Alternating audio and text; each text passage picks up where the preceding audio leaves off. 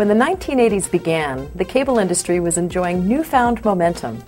Thanks to the confluence of satellite technology and a more permissive regulatory environment, entirely new television channels were being invented, seemingly every month. By the time the 40th United States President, Ronald Reagan, took office in January of 1981, there were nearly 30 national cable channels, including CNN, C-SPAN, ESPN, Nickelodeon, and WGN, beamed to the nation's cable systems from an RCA satellite called SATCOM-1. In 1974, only about 10% of U.S. homes had cable service. By 1984, more than 25% had signed up. It was enough presence to get the attention of some of the largest media companies in the nation. The list of companies that bought their way into the cable industry read like a who's who of corporate America: General Electric, American Express, Times Mirror, Hearst, and Westinghouse. These were the go-go years for cable programming. With a growing American appetite for more TV and networks like HBO becoming recognized household brands, technology inventors devised ways to pump even more channels through cable systems. By 1984, thanks to new converters and amplifier technologies brought to market by companies such as General Instrument, Scientific Atlanta, Oak Industries, and others, cable systems were upgrading fast to 35-channel capacities.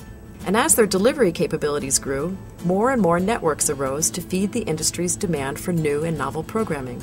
Some of them, now household names, were started on little more than a shoestring, but were embraced by a cable industry that was willing to try new things. I think all the broadcasters I met with, number one, they probably saw me as future competition if it did work, but they were so immersed in broadcast they just couldn't imagine the difficulty of putting on 24 hours a day of programming.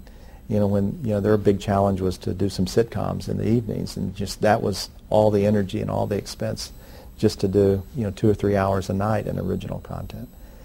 With consumer demand and revenues rising, cable companies began to expand their geographic horizons, moving from the farms and small towns into the big cities.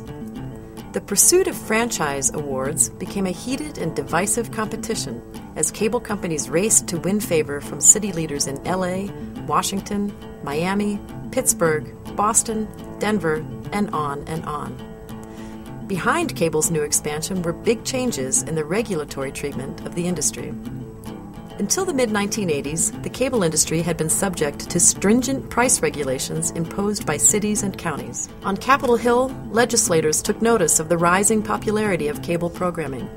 They saw cable's ability to undermine the power of the broadcast TV networks, whose news divisions seemed always to enjoy the last word in describing the workings of Congress and of politics. After a back-and-forth, on-and-off series of negotiations between the cable industry and representatives of the nation's cities, the United States Congress passed the 1984 Cable Act.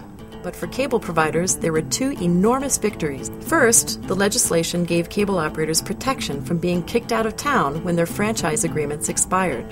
Effectively, the U.S. Congress had removed a lingering uncertainty that had kept banks and equity investors from funneling more cash into the business. Second, and most important, the 1984 Cable Act deregulated rates for the most popular cable channel packages, allowing operators to generate substantial increases in cash flow. The improvements in the industry's economic structure, coupled with greater certainty over franchise renewals, provoked a flood of new investment both in infrastructure and in content. For the pioneers and inventors who had persisted through difficult economic challenges, it felt like the culmination of a long dream. I said that the entrepreneurial spirit of our industry, which created it, had almost been smothered by the heavy regulatory hand of what is now 20,000 individual municipalities, each with its own cable policy, and that fire in the belly that we had originally had almost been smothered. But with the passage of this Cable Act, the industry was born again. Cable's prominence and progress were by now unmistakable. In 1987, two events symbolized the industry's rising clout. For the first time, a cable network, ESPN, was awarded television rights to NFL games that until then had only been seen on over-the-air TV. 1987 was also the year when cable reached a tipping point. Sometime that year, the industry surpassed the 50% penetration mark, meaning that for the first time in history, more American households received their primary television connection through cable than over the air. There were challenges, to be sure, like the rise of the VCR, which took some of the steam out of the pay television business. But for cable, much of the 1980s encompassed a near-perfect confluence of economic, political, and social conditions. That I would call was the youthful period of the industry. I mean, a period of great energy, great creativity. Everything was working. Yep.